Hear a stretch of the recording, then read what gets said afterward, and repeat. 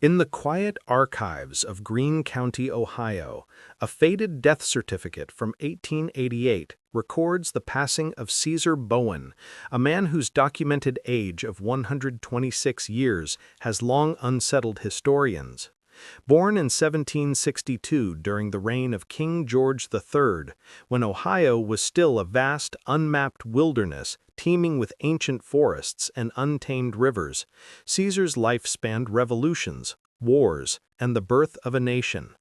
The cemetery ledger etched his birth year in stone, a testament to an existence that defied the natural order.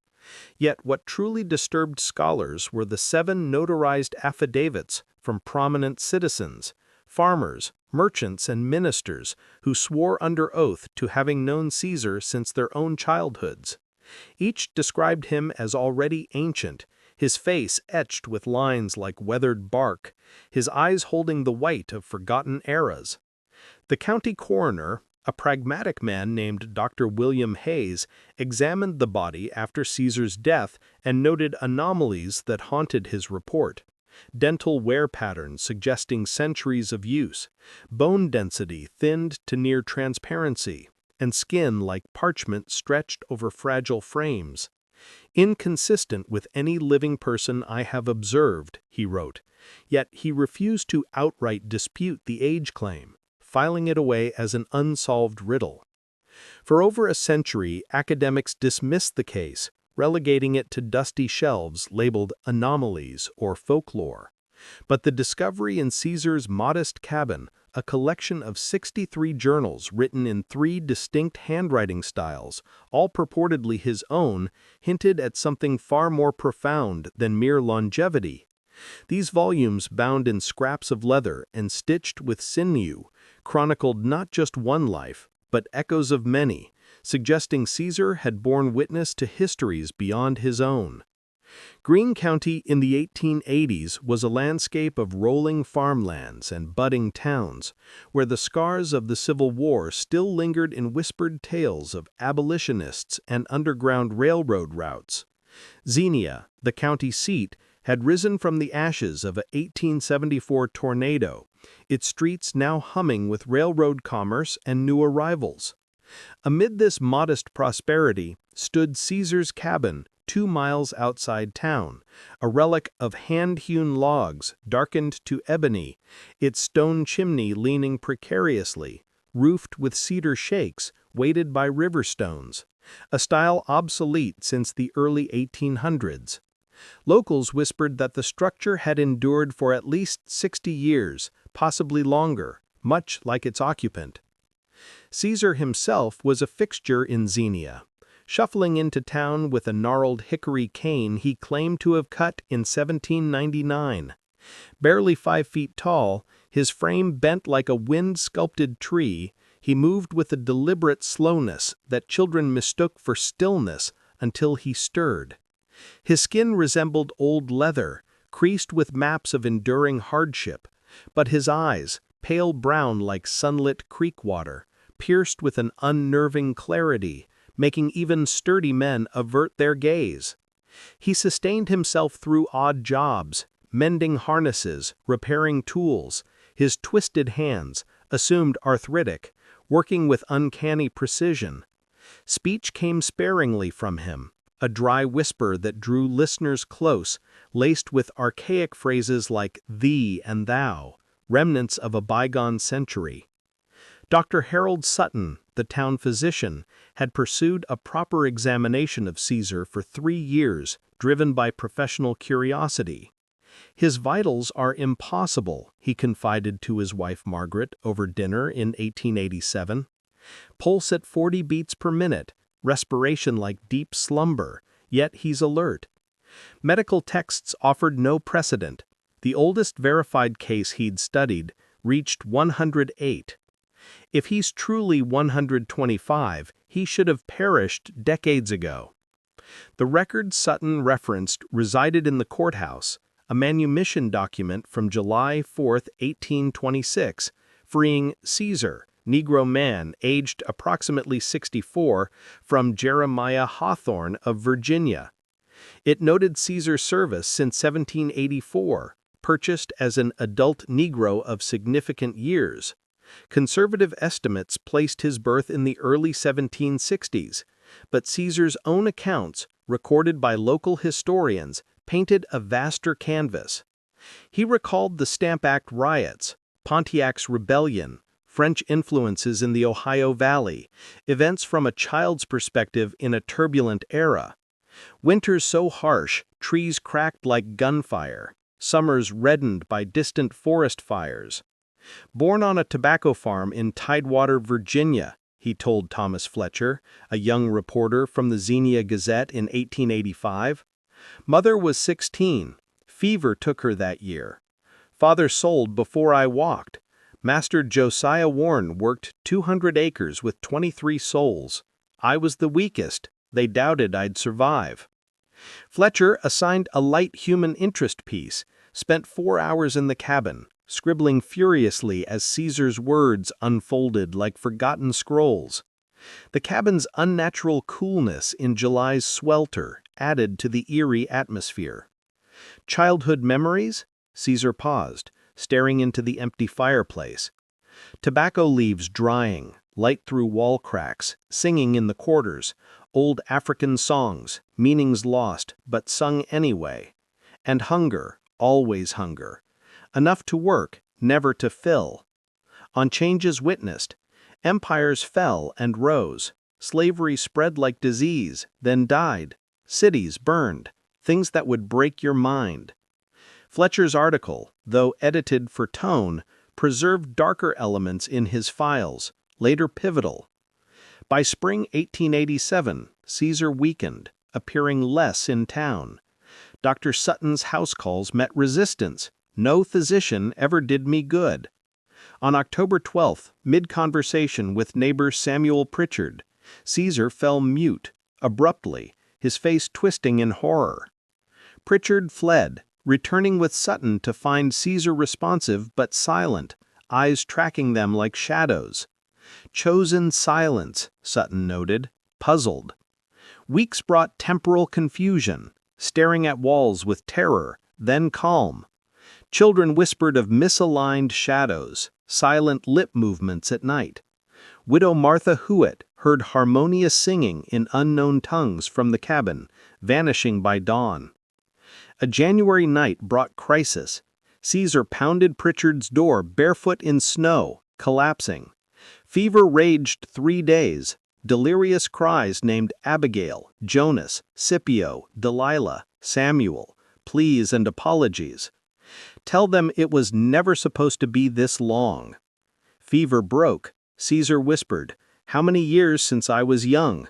He spoke sporadically thereafter, words detached from now. In February, a revelation. I should have died on the crossing. But born in Virginia, he remembered the Middle Passage, ship's hold, chains, death's stench. Memories not mine, yet carried, dying multiple times, carrying more than one life. Sutton pressed, "What is happening?" Caesar's eyes intensified. Memories in years of others added to mine, blessed and cursed to bear witness. Sutton documented obsessively, researching claims, plantations' mismatched records, revolutionary details vivid, 1814's burning of Washington eyewitness-like. I was in the field, overseers shouted news, empires destroy symbols, but power lies in the people. Verifications mounted, inconsistencies absent. Caesar described abolitionist Thomas Garrett's trial verbatim, impossible for an Ohio recluse since 1826. As winter thawed, Caesar requested newspapers, maps, studying intently. Time catching up, borrowed years due. Fletcher returned with letters responding to his article. Virginia's Victoria Ashford on her grandfather's uncanny Caesar. Delaware minister's haunted parishioner. Pennsylvania historian's 1823 testimony of an ancient fugitive matching Caesar. 3 lifetimes, the fugitive claimed. Caesar touched the papers. Thomas Ashford, curious boy. Benjamin Morton, cruel, Iran in 1808. Ruth Ames, saint. To Sutton's direct query, lived 126 years? Existed, yes. Lived, suffering mostly. Theories emerged. A childhood ritual by an African elder, Amarachi. Carry your people's weight, remember the forgotten, witness suffering and freedom. Healing unnaturally, surviving plagues, absorbing memories, living archive. Journals revealed elegant script from 1795, documenting other stories, Lydia's sold children, Joshua's beating. Carry this forward. She existed, loved, suffered, endured. As Dr. Harold Sutton and Thomas Fletcher delved deeper into the 63 journals discovered in Caesar Bowen's cabin, they uncovered a tapestry of human suffering and resilience that spanned over a century. The volumes were a mismatched collection, some bound in weathered leather, others stitched with coarse plant fibers or tied with frayed twine. The paper varied wildly, rough pulp from early mills, fine vellum pilfered from discarded documents, even strips of birch bark etched with faded ink. The earliest entries dated back to 1795, penned in an elegant, educated script that belied Caesar's claimed lack of formal schooling. "I taught myself," he explained when pressed, his voice a rasping whisper. "Stole a primer from the master's son, practiced in the dirt by moonlight. 3 years to form proper letters, worth every lash risked. Once you read and write, they can't steal your thoughts." The content transcended mere autobiography. Caesar had chronicled not only his own experiences, but the stories of dozens, perhaps hundreds of enslaved individuals he had encountered. Each entry was meticulously dated, naming the person whose testimony he preserved. June 12, 1803. Spoke today with Lydia, age approximately 40, separated from her 3 children when her master sold them to a Louisiana sugar plantation, one read.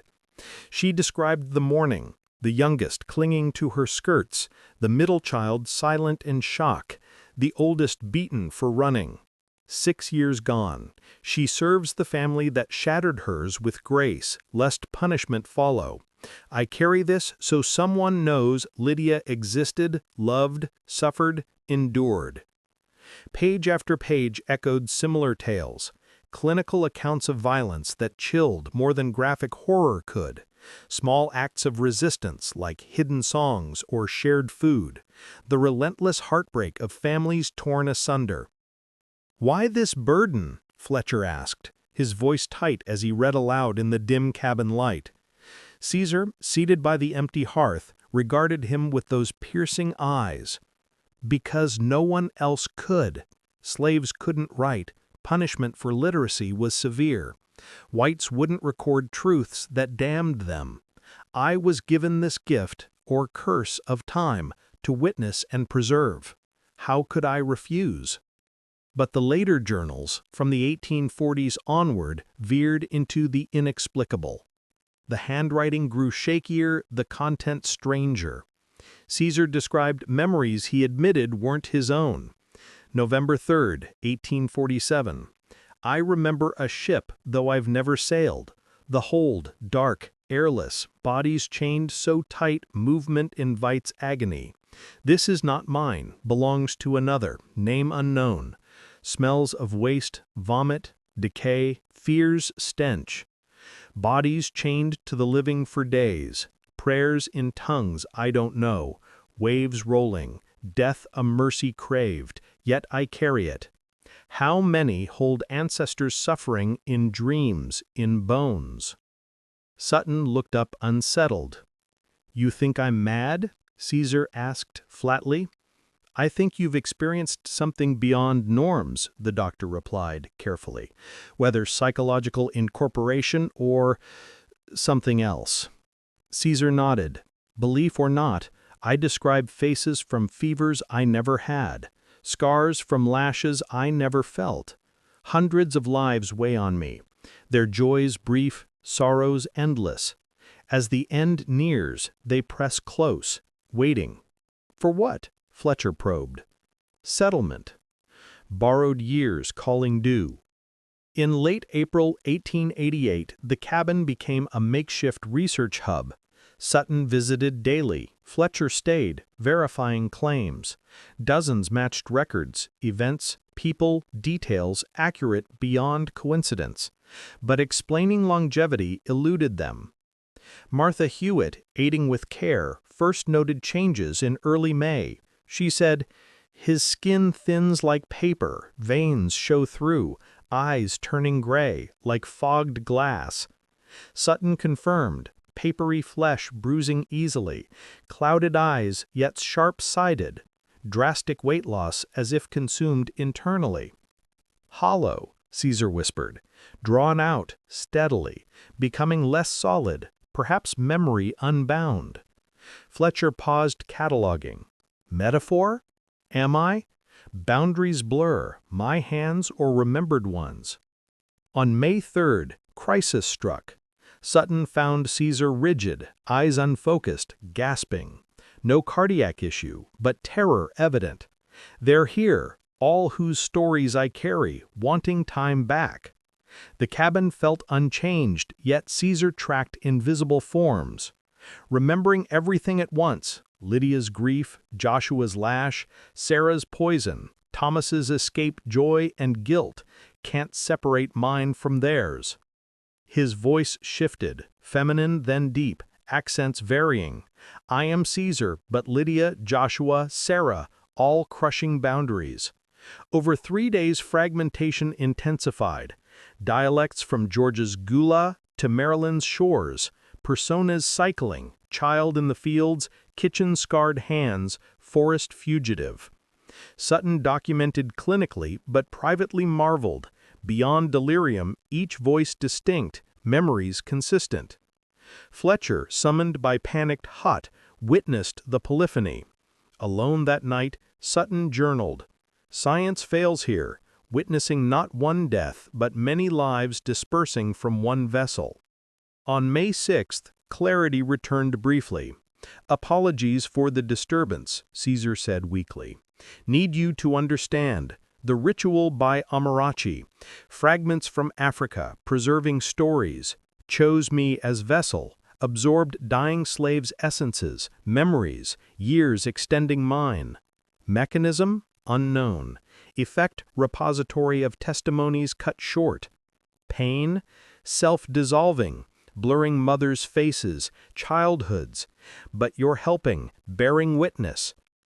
Clarity faded, strange languages emerged. West African rhythms, chants impossible for his throat. Old songs from ships' fields, sung one last time. Hewitt dropped plates, not human.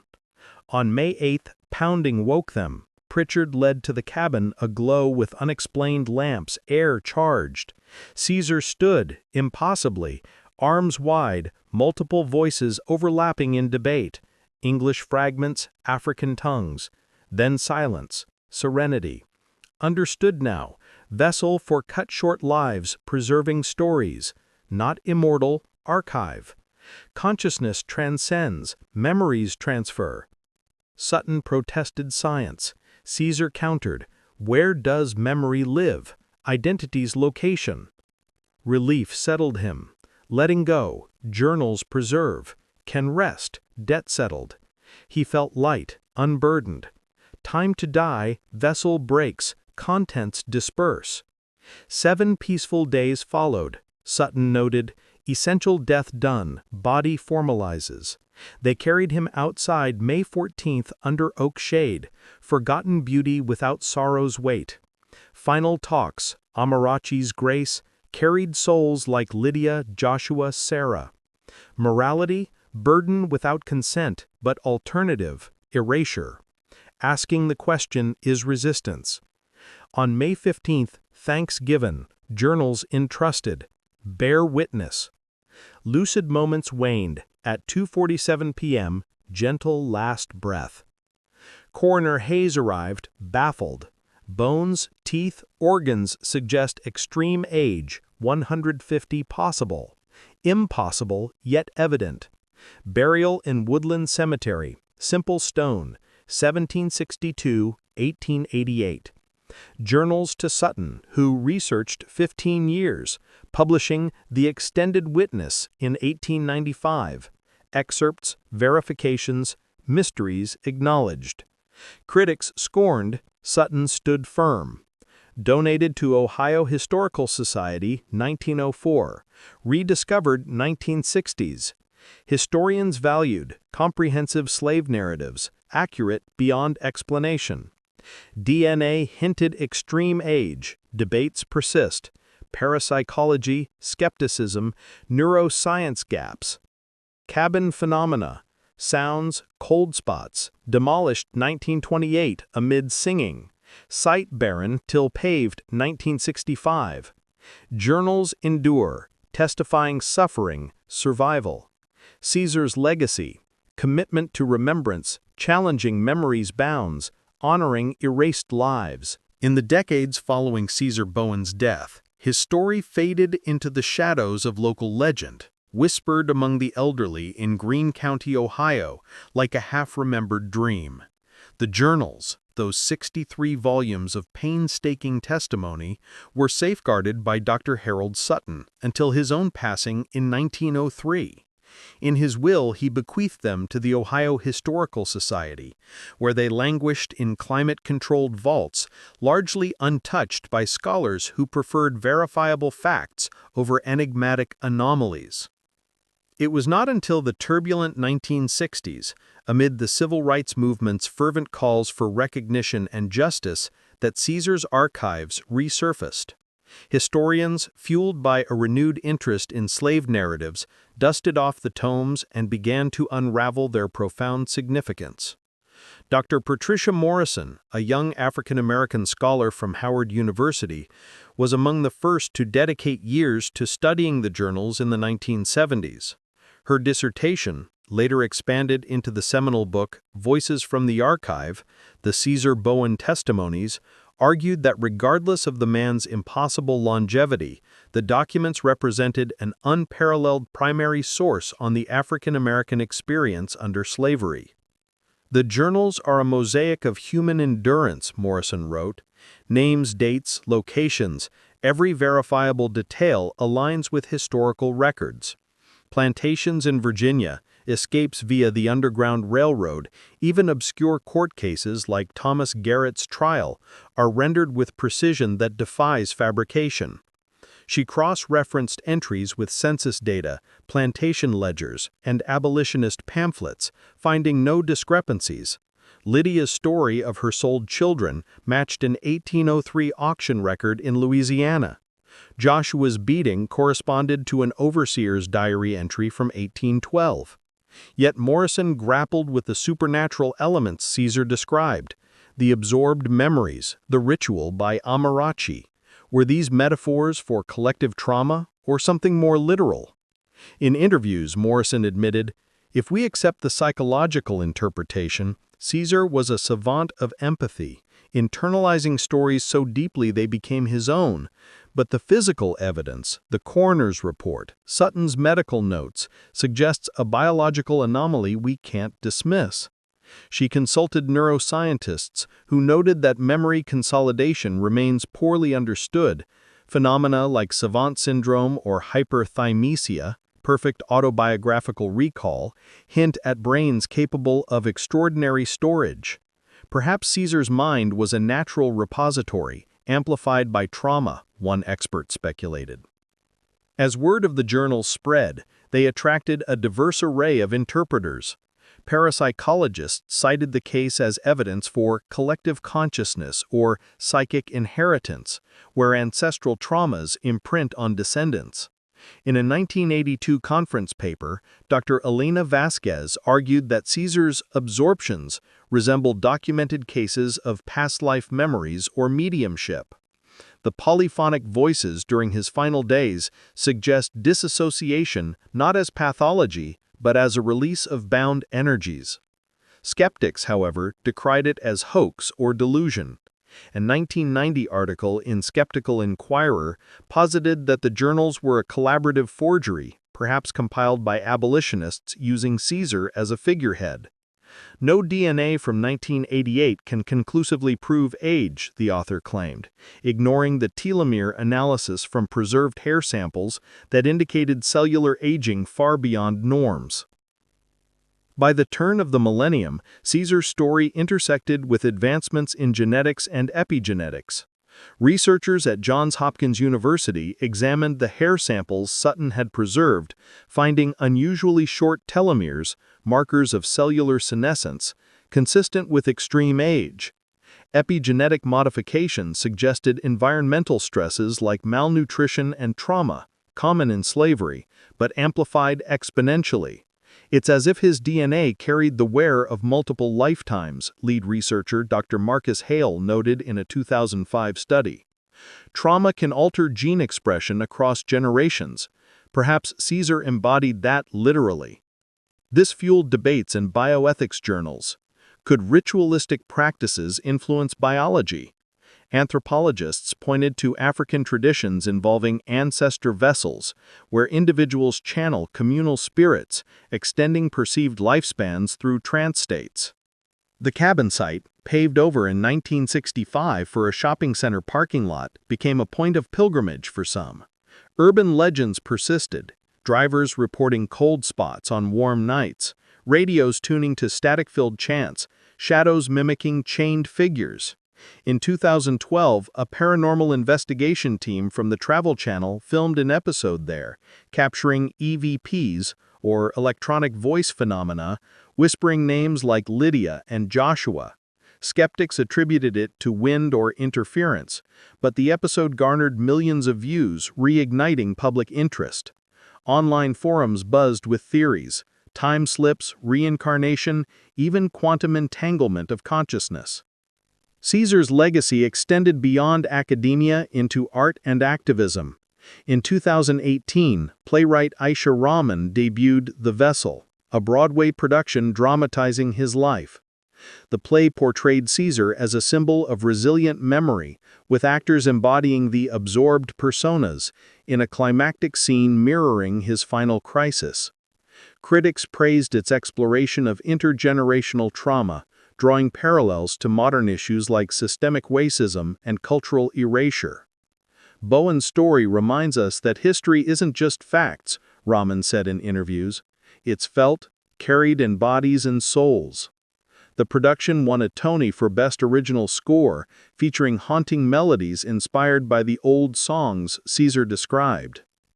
Digital age brought new scrutiny. In 2020, a crowdsourced project on Ancestry.com traced potential descendants. Using manumission records and census data, volunteers linked Caesar to distant relatives in Virginia and Ohio. One, a teacher named Elena Bowen, shared family lore. My great-grandmother spoke of an old uncle who remembered the revolution. We thought folklore, but the journals match her tales. DNA testing revealed shared markers with African lineages tied to the transatlantic trade, supporting Caesar's Middle Passage memories as inherited trauma. Yet controversies arose. In 2022, a conservative think tank published a report dismissing the journals as revisionist propaganda, claiming they exaggerated slavery's horrors to fuel modern reparations debates. Historians countered with evidence, but the divide highlighted how Caesar's witness still provoked discomfort. His story forces confrontation with America's original sin, Morrison, now retired, commented in a podcast. That's why it's dismissed, too disturbing to fully examine. As of 2025, the journals are digitized, accessible via the Ohio Historical Society's online portal. Scholars continue mining them for insights into daily slave life, agricultural techniques, folk medicine, resistance strategies. A recent AI analysis by MIT linguists identified patterns in the handwriting shifts, correlating them to described absorptions. The script evolves not just with age, but with narrative voice, as if multiple authors influenced the pen. Caesar's gravestone in Woodland Cemetery, weathered but standing, draws occasional visitors. On quiet afternoons, one might find flowers left anonymously, or notes scribbled with thanks for remembering the forgotten. His enigma endures. Was he a medical marvel, a spiritual conduit, or simply a man who refused to let stories die? In bearing witness, he challenges us to question memory's bounds, history's silences, and humanity's capacity to transcend suffering. Perhaps, as he whispered in his final clarity, the real power lies not in empires or symbols, but in the people who plant, build, and remember, ensuring that no life fades unacknowledged into the void. In the digital archives of the 21st century, Caesar Bowen's story has transcended the confines of dusty shelves and academic debates, evolving into a cultural touchstone that continues to challenge our understanding of history, memory, and human resilience. As technology advances, new tools have been applied to unravel the enigmas he left behind. In 2030, a team of researchers at Stanford University employed artificial intelligence to analyze the journals in unprecedented detail. Using natural language processing algorithms, they mapped semantic patterns across the volumes, identifying clusters of narratives that aligned with historical events. The AI revealed recurring motifs of displacement and resistance, lead analyst Dr. Sofia Ramirez explained in a TED Talk that garnered over 50 million views. But more intriguingly, it detected linguistic shifts that suggest multiple authorial voices, as if the text itself carries echoes of different individuals.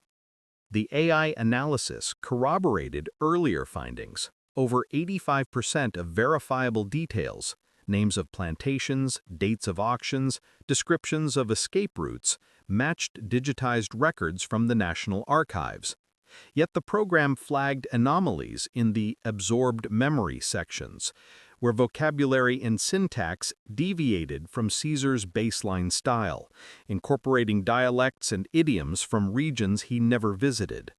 It's like forensic linguistics on steroids, Ramirez noted. These aren't forgeries, they're integrations. Whether psychological or something metaphysical, the journals behave as a composite consciousness.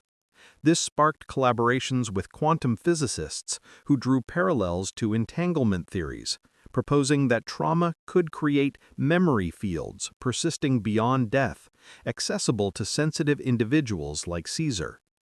Public fascination peaked in 2035 with the release of Echoes of Chains, a virtual reality experience based on the journals.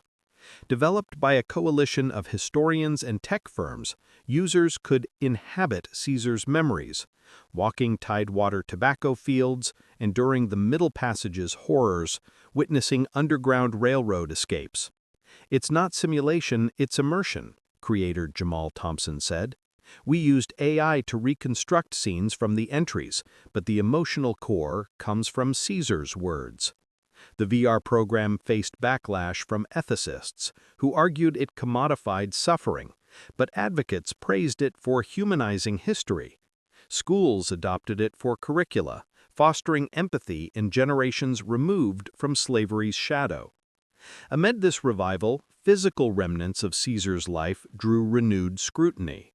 In 2040, archaeologists excavated the former cabin site, now beneath a derelict parking lot slated for redevelopment. Using ground-penetrating radar, they uncovered artifacts, fragments of hickory cane, river stones from the roof, even ink-stained quills. But the breakthrough was a buried tin box containing additional pages, torn from a journal dated 1888. Final Reckonings, the header read.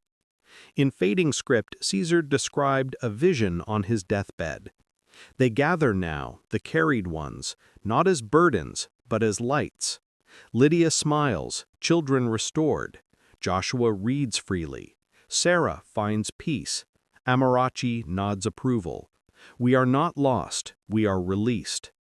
The pages included sketches, crude but evocative, of faces, ships, fields, as if Caesar had attempted to visualize the memories. Carbon dating confirmed the pages' age, and handwriting experts matched them to Caesar's late style. Published in Nature Humanities, the discovery reignited debates. This isn't just additive evidence, editor Dr. Liam Chen wrote. It suggests Caesar anticipated his legacy, ensuring his witness endured. Conspiracy theorists online claimed the box was planted, but isotopic analysis tied the tin to 19th-century Ohio foundries. The artifacts now reside in the Smithsonian's National Museum of African American History and Culture, part of an exhibit titled The Long Memory. Caesar's influence permeated popular culture. In 2045, rapper and activist Cairo released Vessel, an album sampling the old songs Caesar described, blending African rhythms with modern beats. Lyrics drew from journal entries. Carry the weight, break the chain. Memories flood like endless rain. The title track went viral, sparking global conversations on ancestral trauma. Therapists began using Bowen techniques, guided meditations inspired by his absorptions, to help patients process inherited grief. It's therapeutic witnessing, psychologist Dr. Nadia Patel explained. By acknowledging carried pains, we release them. Yet not all receptions were positive. In 2050, amid rising authoritarianism, some governments censored references to Caesar, viewing his story as subversive. In the U.S., a bill to protect historical integrity sought to classify the journals as fiction, but public outcry, bolstered by AI-verified proofs, defeated it. Caesar teaches us vigilance, activist Lena Wright said at a rally. Forgetting is the real curse. As climate change reshaped Ohio's landscapes, Woodland Cemetery faced erosion threats. In 2055, a preservation project relocated Caesar's grave to higher ground, uncovering anomalies. The soil around his plot showed unusual fertility, blooming with wildflowers, despite surrounding barrenness.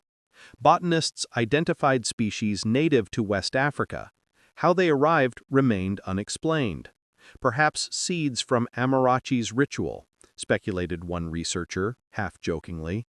The new site became a memorial park, with holographic displays reciting journal excerpts. In 2060, a breakthrough in neuroscience offered potential explanations.